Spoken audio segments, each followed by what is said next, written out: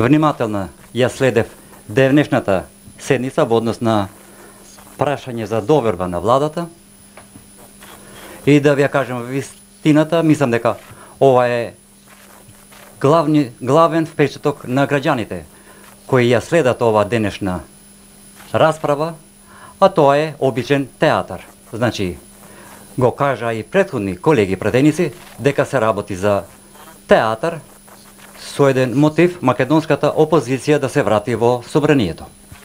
А од друга страна, не гледам никаква суштинска дебата во врска со тоа што треба да се расправа за минатата и актуелната влада. Се подразбира дека може би и не по вина на претениците, затоа што кога резултатите се нула и кога дебатата се спроведува за ништо и интерпелацијата ќе заврши со ништо. Едноставно е медиумска игра која се спроведува за да се врати опозицијата во собранието, но како и да е, овој чин треба да се поздрави. Но загрижува и продолжува да биде загрижувачки фактот декларацијата која е денес подготвена од македонската опозиција има делови на правата, слободите и елементарните права на човекот. Значи, се споменува и албанскиот јазик, односно законот за употреба на јазиците, кој јазик навешто да се да има карактеристика како големо постигнување кој требаше да се донесе во 2004 кога беше времето на спроведување на Охридскиот рамковен договор.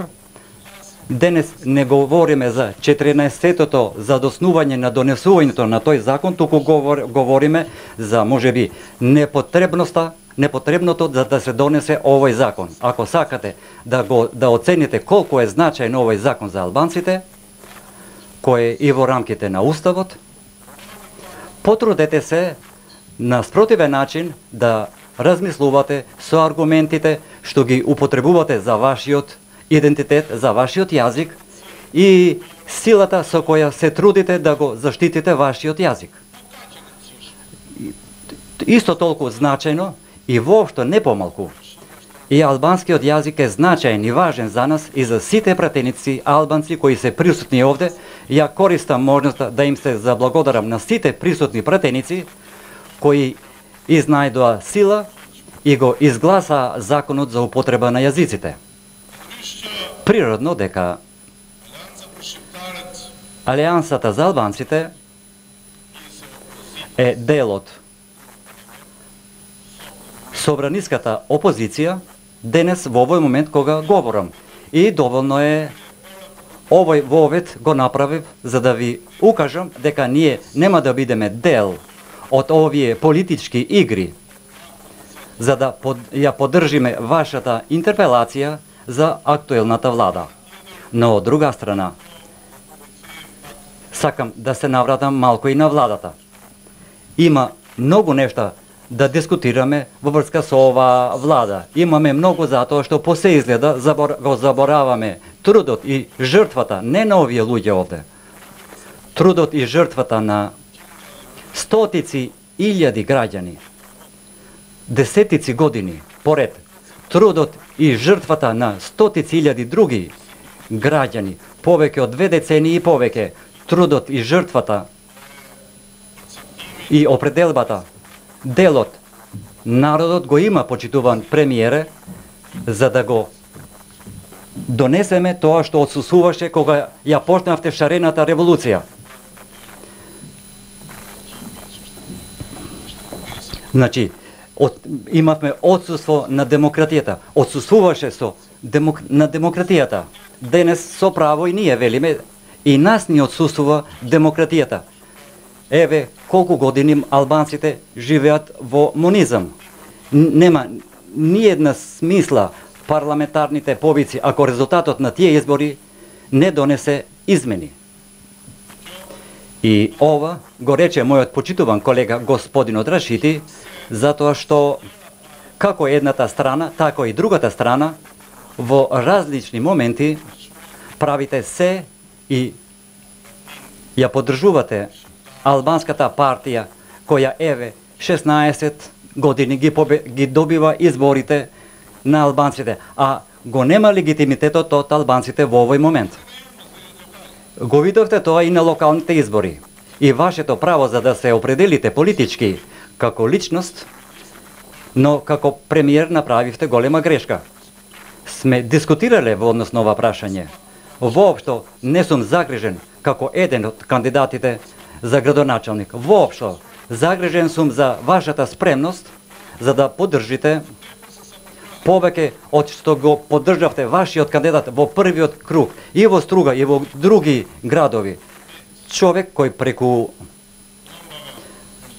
прислушувањата го карактеризиравте како инкриминиран.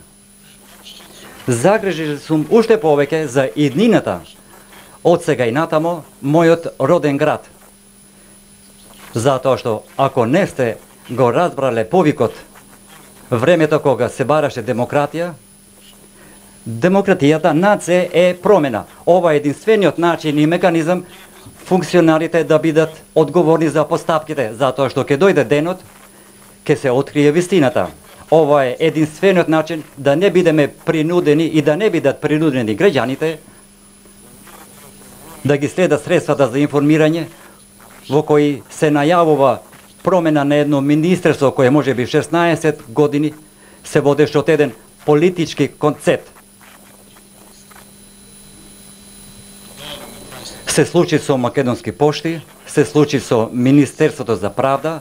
Јас ве молам, не најавувајте ке го смените министерот кој го има со години дуи, затоа што ќе ја изгорат архивата и на тоа министерство и ќе биде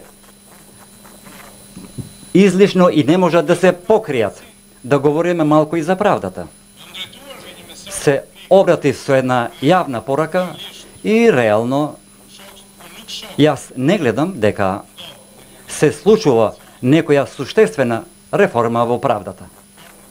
Реформа во правдата со министер за правда кој ќе ја запали архивата, не верувам дека и во иднина ќе има вистинска реформа во оваа насока.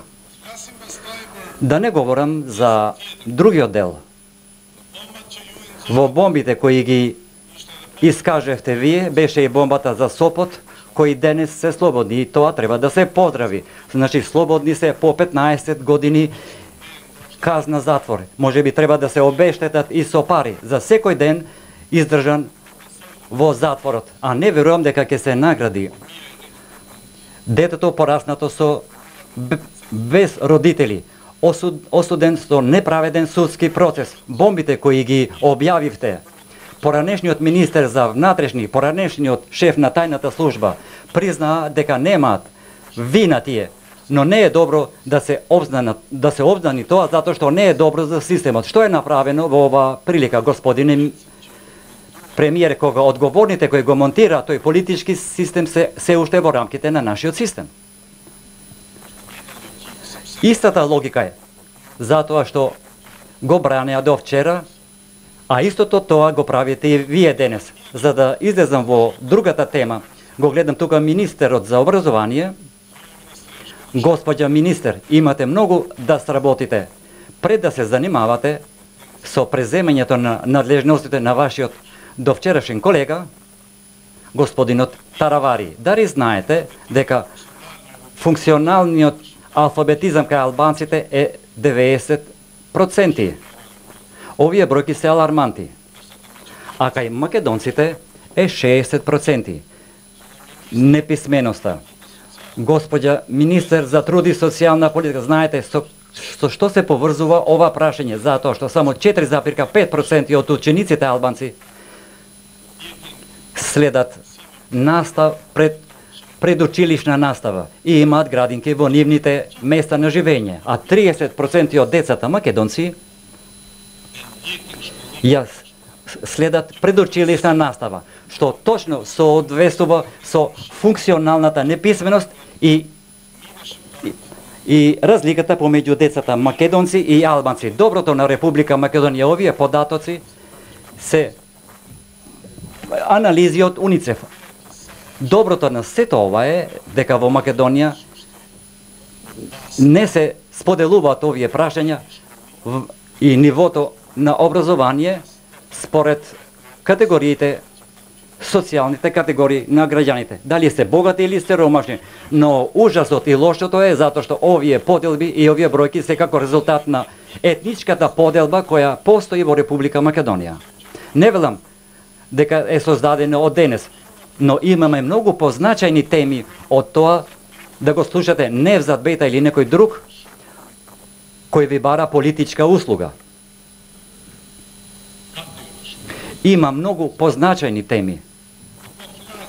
Не говорам за кадрот и да ги поделам дека припаѓаат на овој или друг политички субјект, затоа што се говореше доста денес во врска со министрите на Демократската унија за интеграција. Ако упатам обвинение кон нив, имам, не знам кој ќе ми реплицира, дали ќе изгледат овие од ВМРО или од СДСМ да ги бранат, затоа што и ваква беше денешната расправа меѓу вас. Реално, тие се бранат и од едната и од другата страна. Единствени кои се заинтересирани да ги искоренат и да ги однесат во опозиција, тоа се албанците. И ова го изразија со нивната одлука во неколку изборни кругови. И затоа вие немате потреба да ги браните или штитите, затоа што директно упаѓате во основните права кои албанците го имаат и овде во Македонија. Правото за да ги изберат своите представници. Ако треба да направам споредба помеѓу минатиот режим и сегашниот, не знам дали сте известени, но сигурно сте известени, продолжува ловот на вештерки кон политичките противници, господине Заев. Луѓето кои се блиски и поддржувачи на села се следат со сите форми на инспекторатот, со сите форми на полицијата, со налози и тоа разни налози и наредби. Нема да се заплашат, немојте да бидете загрижени. Имате судбина како ние како Алијанса имаме поддршка од луѓето кои не се покоруваат. Министерството за култура продолжува општините со албанско мнозинство да им доделува нула дотации во нивниот буџет.